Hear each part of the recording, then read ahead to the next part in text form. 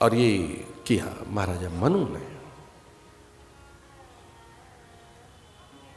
शत्रुपा ने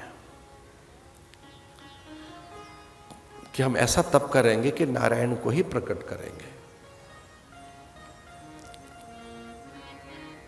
मैं ईश्वर को ही प्रकट करना चाहता हूं, अपने वीर में उसका विस्तार देखना चाहता हूं।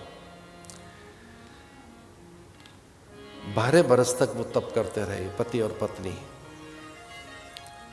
करई आहार शाक फल कंदा, सुमरई ब्रह्म सच्चिदानंदा। ये मानस में चौपाई आई है उनके तप के लिए।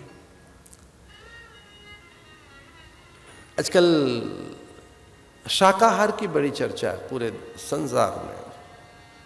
शाकाहार में भी एक और नई चीज आई है, वीगन। उसकी और भी चर्चा है। उसमें डेयरी प्रोडक्ट्स नहीं ले रहे हैं लोग।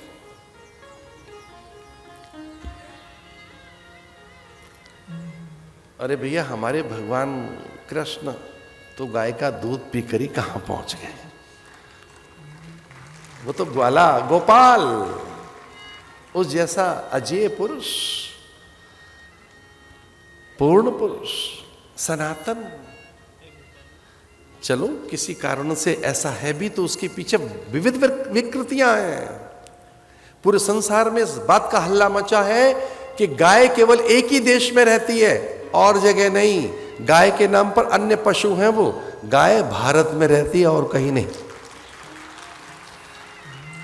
ये पूरे संसार भर में हल्ला है।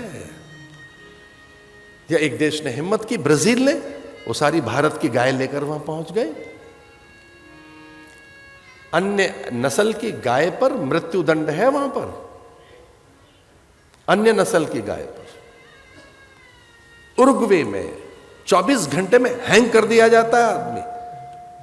उरुग्वे नाम की एक छोटी सी कंट्री है। अगर भारत की गाय के इतर वहां को दूसरी गाय किसी के पास भी है, 24 आवर्स में हैंग कर देते हैं उसे। और मैं कहानी किस्सा नहीं सुना रहा, सत्य घटना है ये। तो जो वीगन की बात आई है उसके पीछे भी कोई बात यही है कि उस दुग्ध ने, घृत ने, उन पदार्थों ने कई मानसिक विकृतियां पैदा की हैं। इसी लोगों को लगा कि नहीं, फिर हमको वीगन होना है, शाकाहार। तो ये वेजिटेरियन जो हैं लोग, शाकाहारी हैं, जानना चाहोगे क्या है? करई आहार शाक फल कंदा। कंद, फल, शाक, ये 3 चीजें अलग अलग हैं। जब आप वेजिटेरियन होने की बात करते हैं तो ये 3 चीजें बिल्कुल अलग हैं। शाक, फल और कंद। कंद किसे कहेंगे? जो धरती के नीचे है। फल और शाक।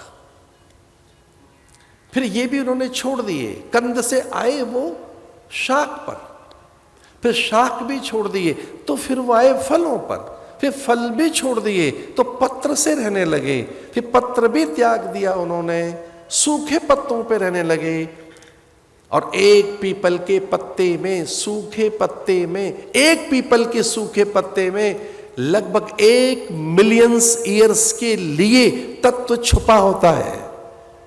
1 मिलियन माने 10 लाख साल तक के लिए पीपल का पत्ता मरता नहीं है। सूखा पत्ता, मैं गीले पत्ते की बात नहीं कर रहा, मैं तुलसी पत्र की बात करूं तो मिलियंस ईयर्स उसके द्रव्य, उसके रसायन बनी रहती है। विज्ञान कह रहा है इस बात। तो सूखे, पहले तो कंद छोड़े, फिर शाक पर आए, फिर फल छोड़कर पत्र, पत्र से भी सूखे पत्र, और फिर वो जल के आधार पर रहने लगे। जल से भी फिर वायु के आधार पर रहने लगे, और वायु का भी आधार त्याग कर वो आत्म तत्व में लीन हो गए, और फिर नारायण प्रकट हुए। इतने नैसर्गिक हो गए, इतने प्राकृतिक हो गए, पवन के साथ एकीकृत हो गए, धरा, अंबर, अग्नि, जल, वायु के साथ, आत्म तत्व के साथ भगवान प्रकट हुए।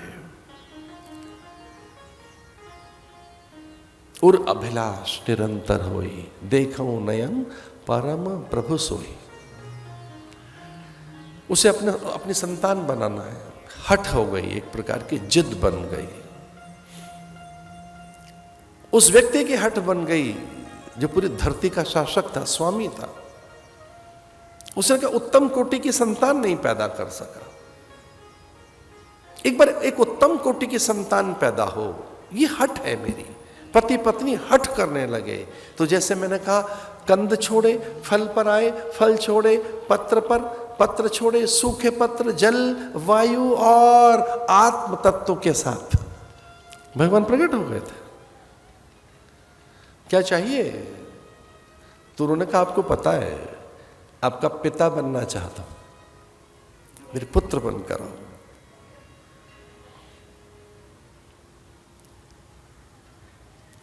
यद्यपि वो काम शून्य हो गई थी, शत्रुपकाम शून्य हो गई थी, उनमें कोई अभिलाषा नहीं रही। तब के बाद उनमें कोई आग्रह नहीं रहा, और तप में आग्रह है, तप में कोई हठ है, तो फिर हठ बहुत देर के बाद पूरी होती है। शत्रुपा की हठ चली गई थी, शत्रुपा में कोई आग्रह नहीं था।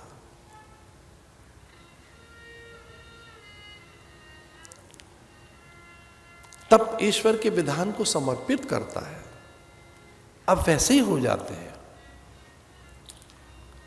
तप उसके विधान को साचा मानता है। इसलिए इसमें पति पत्नी में एक बात हुई कि पत्नी सहज हो गई, शांत, अकाम हो गई। पति में इच्छा रही कि मुझे पुत्र मिले। भगवान ने आदेश दिया, दशरथ बनोगे तो पुत्र मिलेगा, जाओ।